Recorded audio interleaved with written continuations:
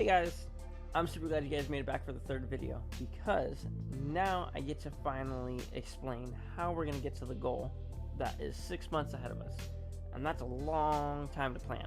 So let's break it off into chunks, right? We're going to start with this summer. What does summer look like for Rob? Because Rob now has to set Rob up in the future to get his goal of achieving an OTQ. This summer, we're going to take lots of trips. We're going to relax. I just got out of the spring season, finished up hard sessions with work of long hours and lots of lifting, and finally I can have some time to enjoy the free time. I can make a cup of coffee and actually enjoy it, and more importantly, I can refocus and re-strategize how I want to make my life easier come the next busy season. Before, I was training because I had to, not because I get to, and I finally feel like I can train because I get to train and I get to do all the things that I truly enjoyed and fell in love with to begin with. And so now that I don't have as busy of a season, I can truly enjoy the process of what it's like to become an elite runner. But that's enough enjoying that. We have some work that we need to get done. I need to build my mileage, I need to get stronger, and I need to be ready to go run 2:16 in a marathon. So, I want you guys to follow along with me this summer on what that looks like. My wife and I are going to go enjoy our anniversary, our 3rd-year anniversary, by the way. She spends a lot of time in a brick building, teaching a bunch of kids, and really doesn't have a whole lot of time to relax herself. And during those times, I'm also working a ton of hours, so it's constantly feeling like go, go, go, go, go. So we're going to take a week. We're just going to have some time to truly enjoy how far we've come in our marriage and kind of reevaluate what we want to do these next coming years and start to execute those plans.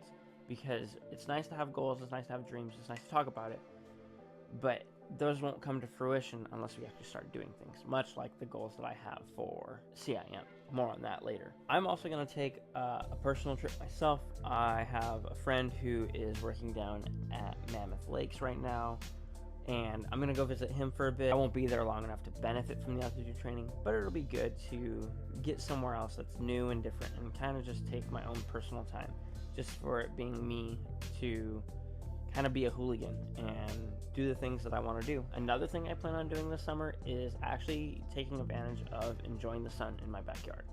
I just recently put up a hammock stand. I just want to take time to just enjoy being in the sun, enjoying the times where I get an hour to just sit out and relax and enjoy the quiet and not have to feel like I have to rush from one thing all the way to the next.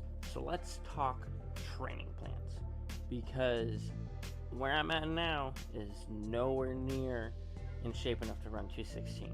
Right now, I just got done being injured.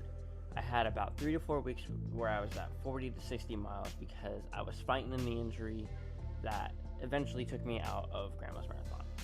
Unfortunate and sad. However, there's a chance to rebuild from this. And so, we're trying to keep a positive outlook on this and make sure that we get through this next training block injury-free and stronger than ever.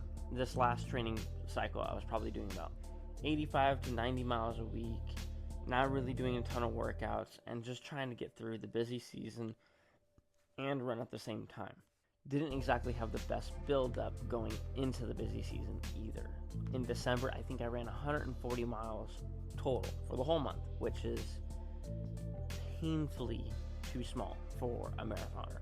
So this summer, I'm planning on doing a whole lot more miles and setting myself up to be a whole different aerobic animal by the time we get to my next marathon. The goal this summer is to start increasing my miles per week so that this way, eventually, I'll hit 110 every week from that point until I need to start tapering for my next marathon. Now, these next 2 months, it's not going to be that hard because I have a lot more free time. I can take more time to prepare my body to run those miles, do the things that I need to do to recover, doing all the small bits to make sure that my muscles are ready to do hard workouts and training sessions and take on 110 miles per week, because 110 miles is a ton of miles and my body might not be ready to do that right now. So these next 3 weeks, I'm going to be intentionally making my body a whole lot stronger so that it can handle 110 miles each week. So that means I'm spending more time in the gym, more time rolling out, and more time stretching, so that this way when I get to the busy season, I have those habits set in place. Even though my miles per week may need to drop, I still have those habits of stretching, rolling out, and taking care of my body. And doing 110 miles in the summer and setting up my aerobic base so that if my mileage has to drop, it's not going to be as detrimental as if I was still doing 85 now and then struggling to do 85. Another thing that I'm focusing on is my weight training. During the busy season, I wasn't doing a ton of weight training, and I think that was the catalyst that really set me up for failure with my injury. My knees weren't strong enough to maintain the mileage that I was doing at the intensity that I was doing it. So doing general strength every day and then doing weight training about 2 times a week is going to help set me up so that I can maintain staying healthy throughout busy seasons and help keep me injury free. Where I'm going to struggle a little bit is doing the workouts and knowing what workouts to do. The goal is to just get into the gym, do various exercises that I know will target specific muscle groups, and it's going to look really rudimentary at the start, but hopefully by the summer I'll develop a habit and a routine that is going to work for me. And that is the primary goal of this next marathon build, is not getting injured and staying fit. Lastly, I want to talk about CIM, because now I officially get to tell you that that is where I'm racing my next marathon. The reason why I couldn't share it last video is because CIM was working out a deal with USATF to make it the marathon championship. This year I get round 2 with USATF. I'm not nearly as nervous as I was last time, because last time I was a nervous wreck. I was ill prepared for it last time. I had about 8 weeks of training. It did not go over very well. Blew up, to say the least. I came off of a really bad December, jumped into high mileage in January, tried to push through in February, and in March my legs were toast and done. That half marathon in Atlanta did not go as swimmingly as I had hoped.